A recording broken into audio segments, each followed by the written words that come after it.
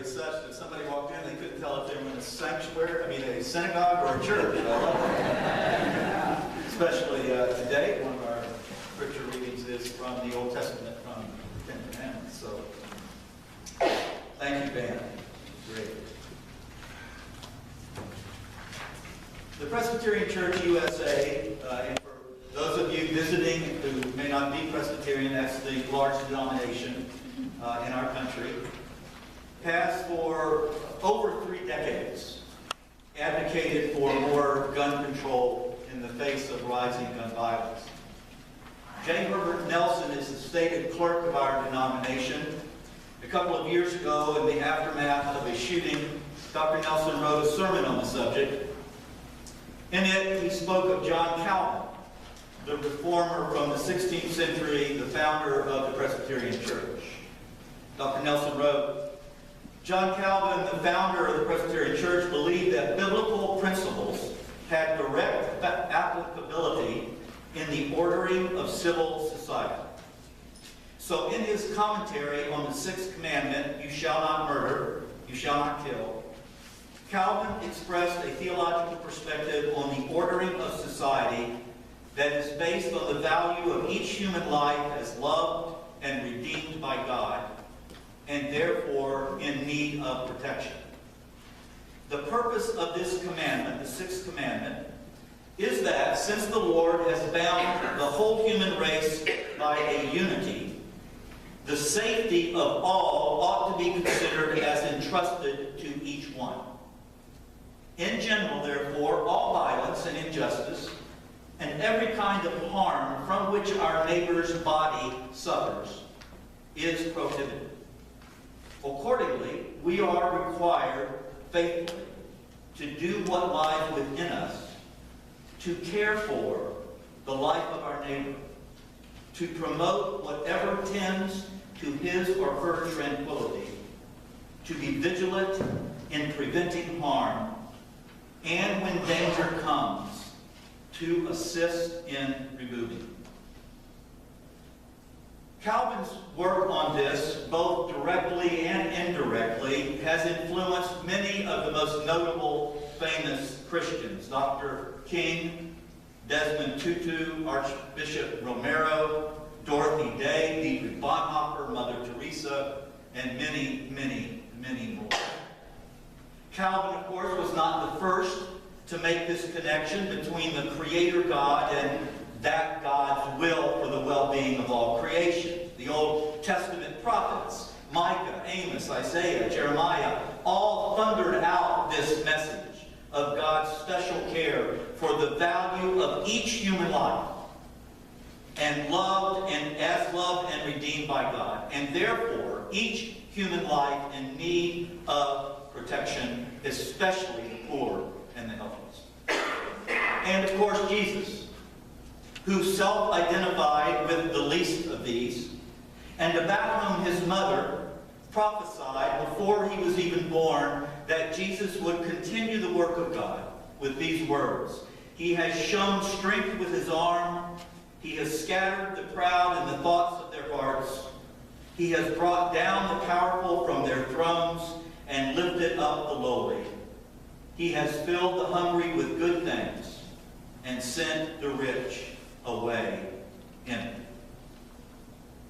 This is the Jesus, however erratically and footsore, I have attempted to follow in my 35 years in ministry.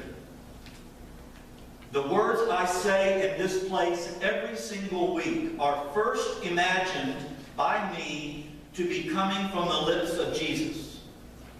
And only if I can imagine that do I ever say so.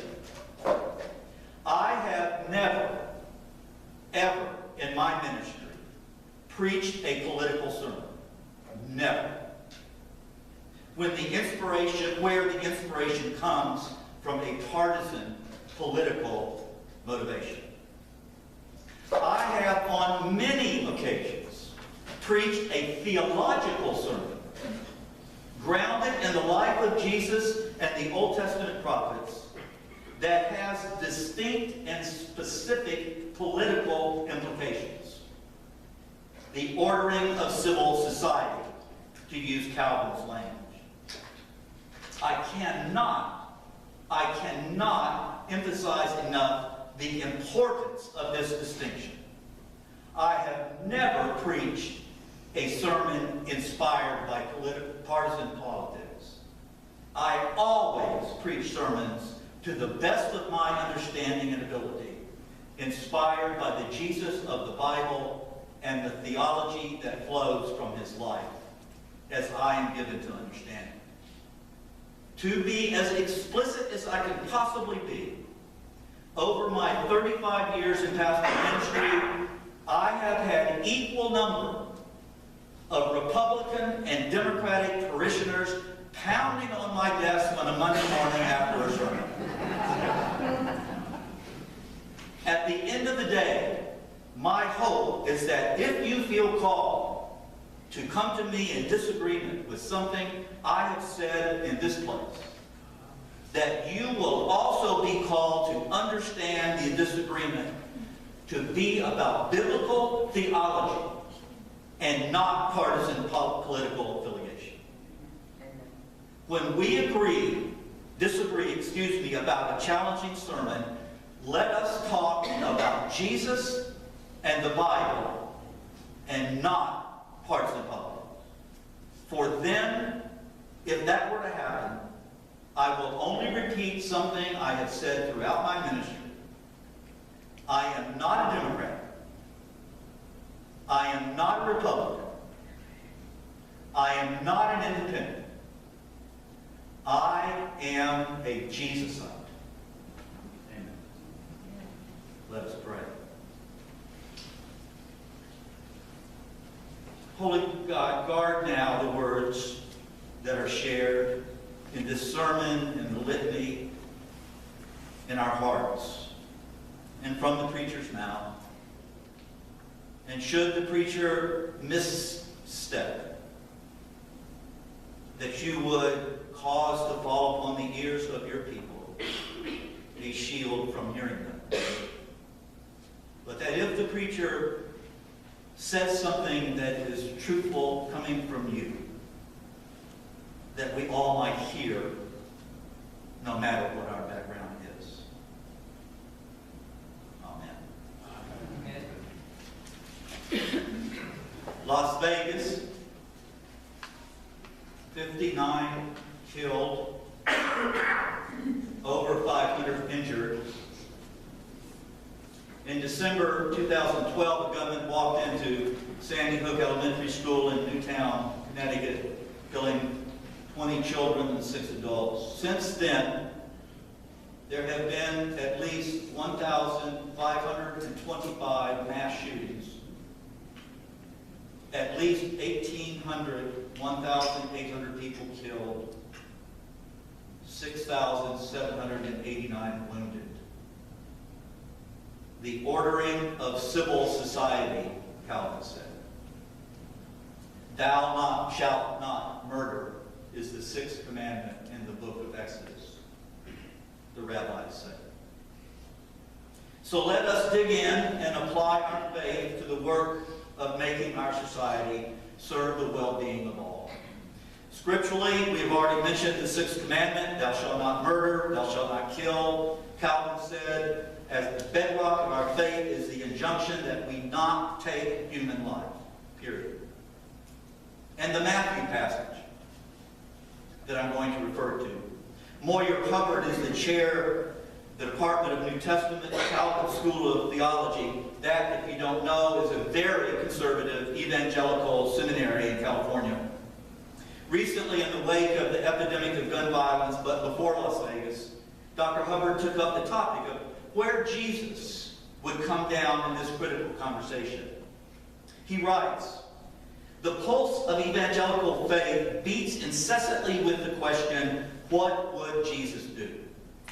This is not a slogan to be stamped on a bracelet and forgotten. It is a passion that generates a worldview.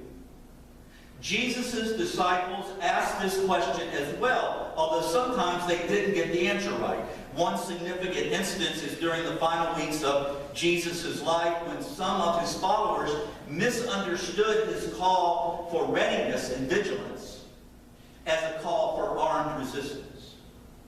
One of his followers, Jesus' followers, draws a sword and cuts the ear off of one of those seeking to arrest Jesus.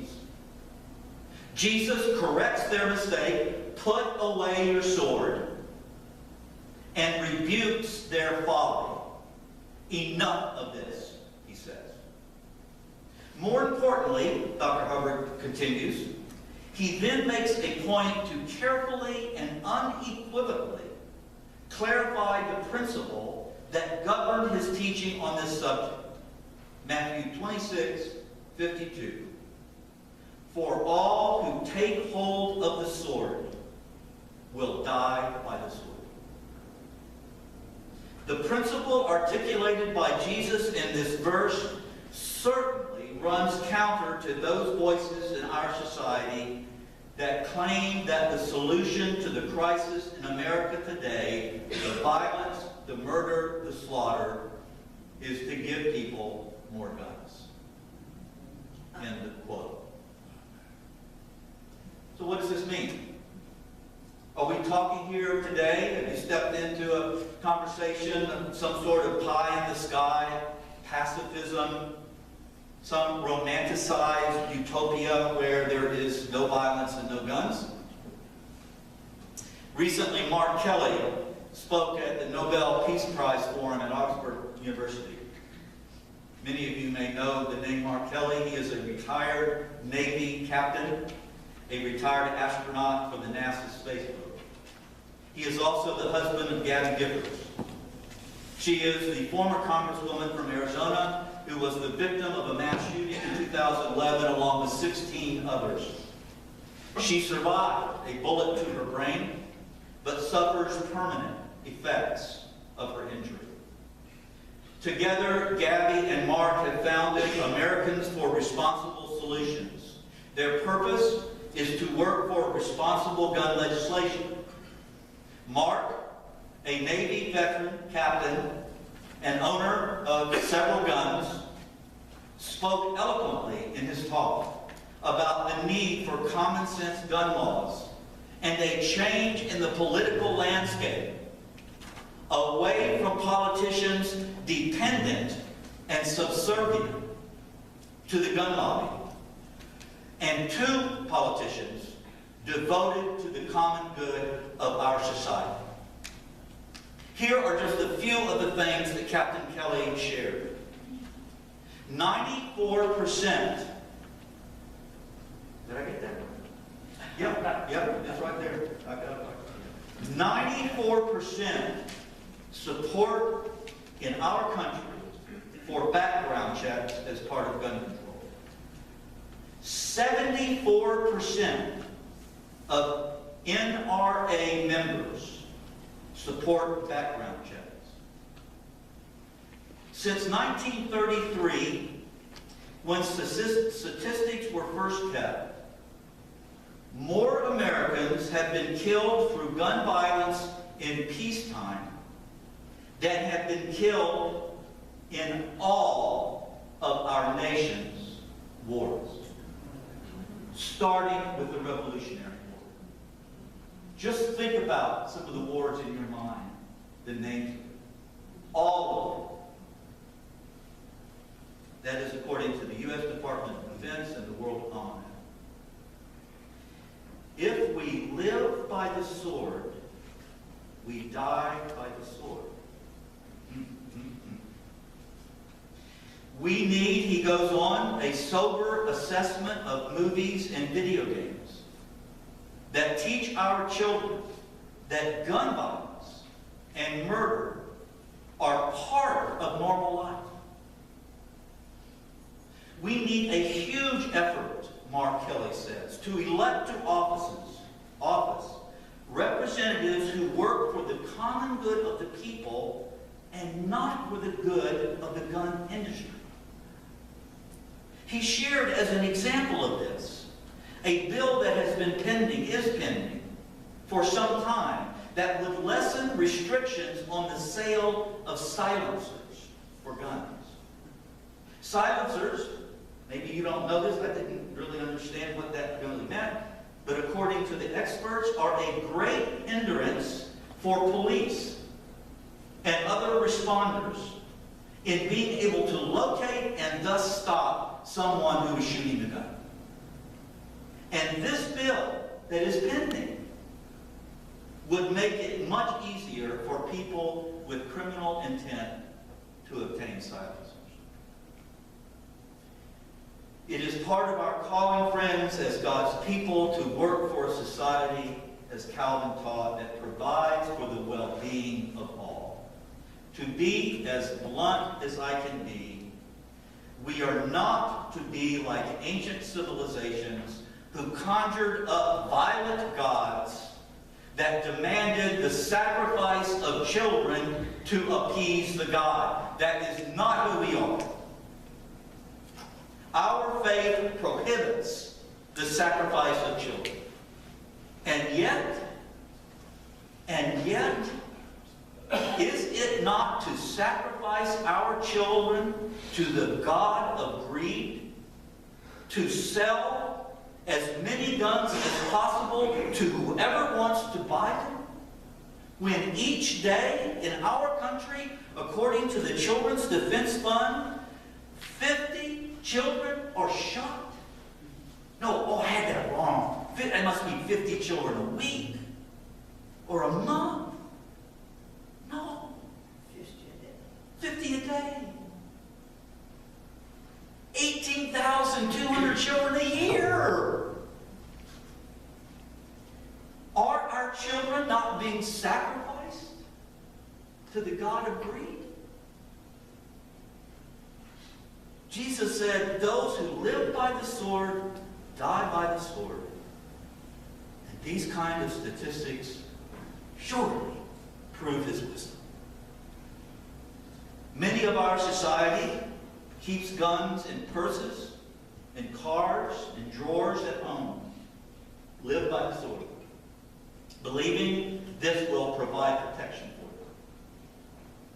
And the truth, according to numerous studies, there is no reliable evidence that having a gun in your home reduces the risk of being injured during a break-in. None.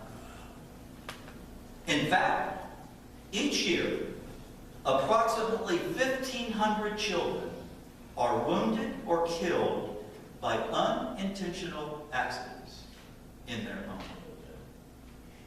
The risk of owning a gun and having it in the home are so scientifically proven that the American Academy of Pediatrics issued a policy statement recommending that pediatricians urge parents to remove all firearms from the home. Mark spoke before Las Vegas, Mark Kelly, but all of his words and warnings pertain to what is happening in our country, in our government. After the massacre in Las Vegas, all politicians rushed to express our thoughts and prayers.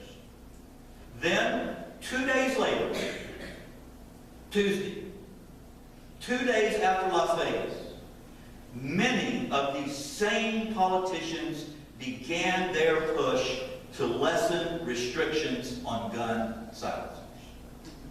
2 days after Las Vegas. Every one of those politicians sent his or her thoughts and prayers to the victims and families of Las Vegas. And I am now going to do my best to speak for Jesus. God forgive me if I'm wrong. Enough with thoughts and prayers. My children are being shot every single day, often by people who shouldn't have guns, and thousands of women, my sisters, are shot each year by intimate partners who should not have guns. We do not need more thoughts and prayers. We need action. Amen. Amen. At the end of his presentation, Mark implored the audience to two things. Vote. Work for and who will go to work on bringing sanity and common sense to our society.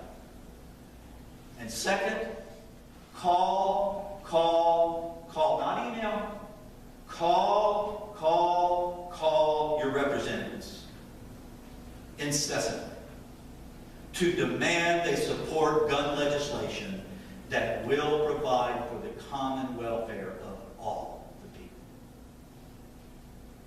After Mark's presentation, the brave Gabrielle Giffords spoke. Because of her brain injury from the shooting, speaking is extremely difficult for her. It takes enormous energy. I close with her words. May they inspire us, along with Dr. King and Dorothy Day and John Calvin, to work to order civil society as a safe place for the well-being of the children and all of us, and to follow Jesus and to put away our swords that we do not die. Amen. Thank you.